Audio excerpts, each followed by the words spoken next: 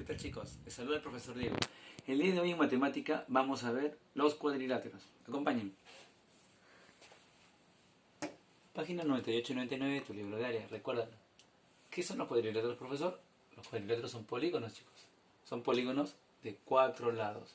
Como puedes ver, acá hemos dibujado un cuadrilátero.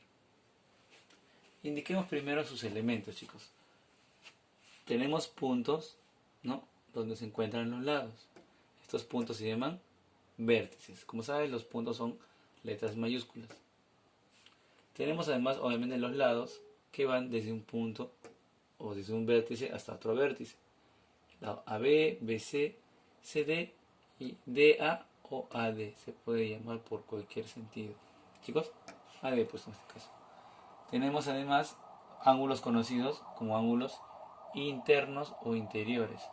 Fíjate que los ángulos internos son 4. Le he puesto el nombre alfa, beta, tita y phi. Son letras del alfabeto griego. Además tenemos 2 diagonales, de las cuales una he dibujado y la otra no, para no estorbar nuestro dibujo.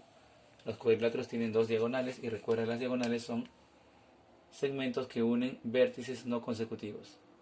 A y B son consecutivos. A con C no son consecutivos. Entonces, internamente se forma una diagonal AC y la otra sería, por ejemplo, esta, ¿no?, BD o DB. No la he dibujado para no estropear nuestro dibujo, pero hay 2 diagonales. ¿Cuál es la propiedad fundamental, profesor, aquí? La propiedad fundamental en los cuadriláteros es que la suma de los ángulos interiores, como acabamos de ver hace un momento, alfa, beta, tita y phi, suman 360 grados. Siempre los 4 ángulos internos, sin importar el orden, van a sumar 360. Chicos, tenerlo presente. Ahora veamos qué clases de cuadriláteros tenemos.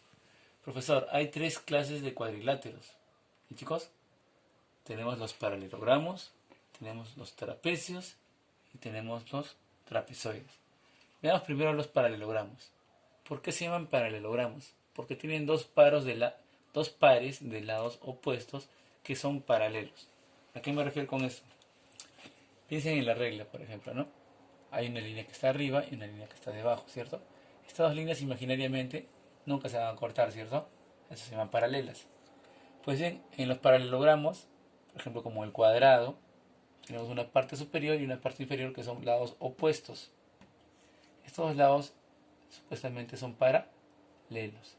Ese es un par y el otro par va en ese sentido, ¿no?, como el vertical. Este lado de aquí y este lado de aquí son paralelos. Además, que cada uno de ellos son iguales y forman 90 grados. El rectángulo también tiene un lado más largo que el otro, ¿no?, largo y ancho, paralelo, frente a frente, opuesto, ¿no? Un par de lados opuestos paralelos y aquí también otro par de lados opuestos paralelos. Obviamente que frente y frente son iguales, aquí también, de diferentes medidas, pero son iguales.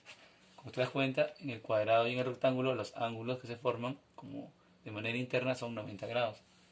Fíjate ahora en el rombo. El rombo y el romboide son algo similares. Es como quien dice, aplastemos a un cuadrado, ¿no?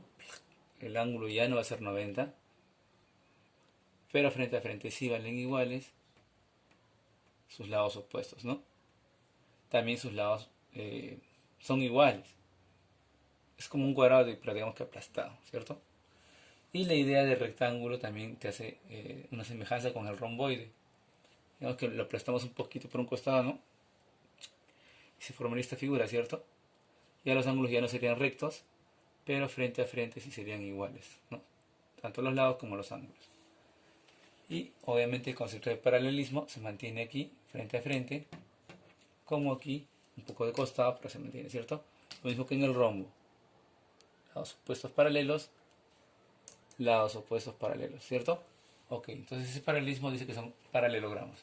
También, chicos, tenemos los trapecios. Los trapecios ya no tienen 2 pares de lados opuestos paralelos. Los trapecios solamente tienen un par de lados opuestos paralelos, ¿cierto? Por ejemplo, imagínense el sentido de la regla. Tanto el lado de arriba como el lado de abajo son paralelos, ¿cierto? Esta raya que está arriba con la que está acá abajo son paralelas. El de arriba con el de abajo, ¿cierto? El de arriba con el de abajo. Son paralelos. Ahora, en estos que tienen solamente un lado paralelo opuesto, porque este otro no y este otro no, podemos decir lo siguiente. Hay trapecios rectángulos cuando se forman dos ángulos de 90 grados. Tenemos también el trapecio isósceles cuando sus lados no paralelos son iguales, ¿no? Por ejemplo, si este vale 8, este vale 8. Y el trapecio escaleno donde sus dos lados no paralelos no son iguales. No sé si este es 8, este es, no sé, digamos 10. No son iguales. Finalmente tenemos los trapezoides que, digamos, opuestamente a los paralelogramos, no tienen ningún lado opuesto paralelo. Es decir, si este lado está así en vertical, el lado opuesto no está en vertical, está, digamos, chueco. Si este lado está así, digamos, mirando hacia arriba un poco, el otro en este caso está mirando hacia abajo, ¿no? No son paralelos. Muy bien, chicos, ya hemos visto en las clases de los paralelogramas, ahora veamos unos cuantos ejercicios donde se aplican las propiedades y algunos criterios.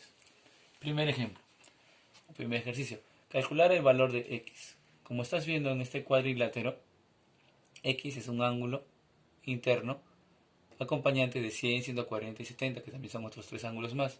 Por la propiedad fundamental tenemos que la suma de los cuatro ángulos internos debe ser 360.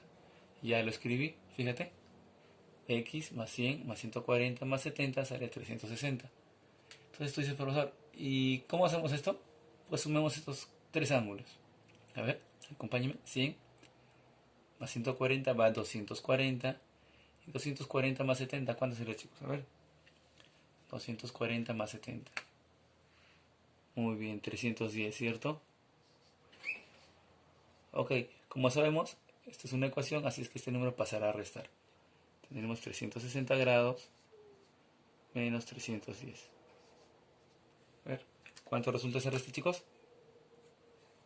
Muy bien, sale 50 grados.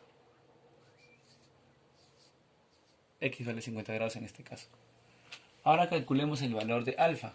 Alfa es una letra del alfabeto griego, pero se usa también para los ángulos, ¿no? Así como ponemos X, vamos a poner un símbolo como alfa. Pues ahora aquí quedaremos, nuevamente recuerda, en un cuadrilátero, los cuatro ángulos internos deben sumar 360. Profesor, solamente veo dos. Ah, ten en consideración que el cuadradito significa 90 grados. ¿Chicos? Ah, ya, entonces sería así.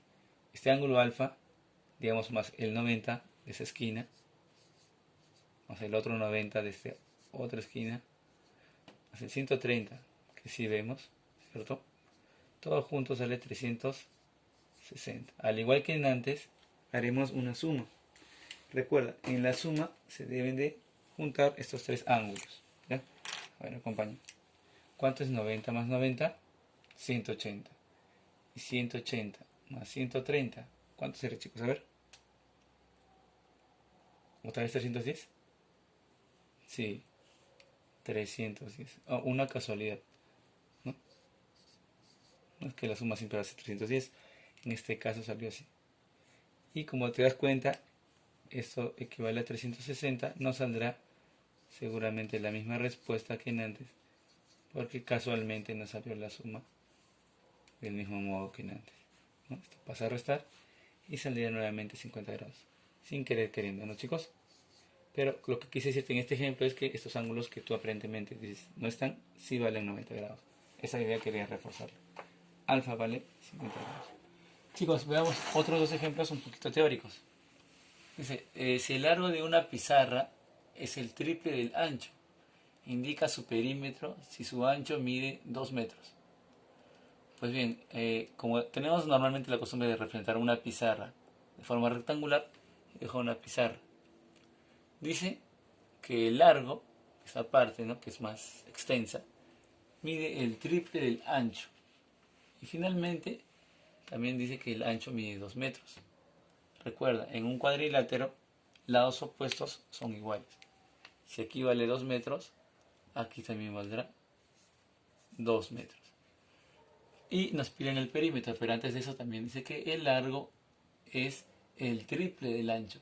¿Qué significa el triple, chicos? Que se debe multiplicar por, muy bien, por 3. Entonces, si a 2 metros lo multiplicamos por 3, ¿no? ¿Cómo sería, chicos? 3 por 2 metros. ¿Cuánto creen que es esto? Muy bien, 6 metros. Eso significa que el largo mide 6 metros por aquí y también 6 metros por aquí.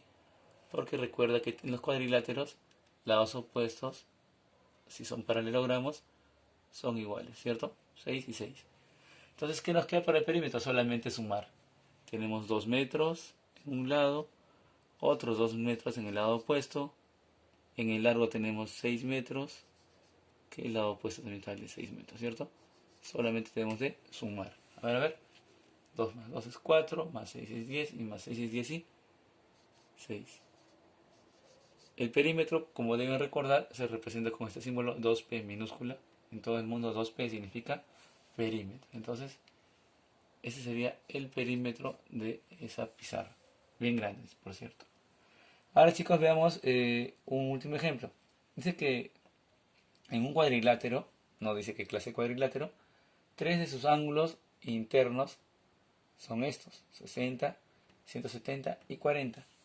Calculemos el valor del cuarto ángulo. Profesor, si hay cuatro ángulos, aunque no sepa la figura, debe suponer que los cuatro ángulos suman. Muy bien, 360. Entonces, digamos que el cuarto ángulo sea X. Entonces, X más 60 más el 170 más el 40 deben sumar todos 360 por la propiedad fundamental. Entonces decimos que X más, ¿esto chicos cuánto va? 270, ¿cierto? Muy bien. Todo nos sale, como sabemos, 360. X solo debe ser la diferencia de estos dos ángulos.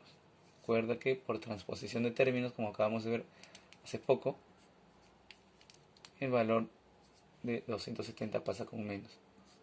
Entonces tenemos aquí la respuesta, chicos. ¿Cuánto me dicen que es? 90, profesor. Claro, 90. Muy bien, niños. Están atentos. Entonces, si a ti te preguntan cuál es la medida del cuarto ángulo, tú dirías, el cuarto ángulo mide 90 grados, ¿no? ¿Por qué el cuarto? Porque ya tenemos 3. El cuarto ángulo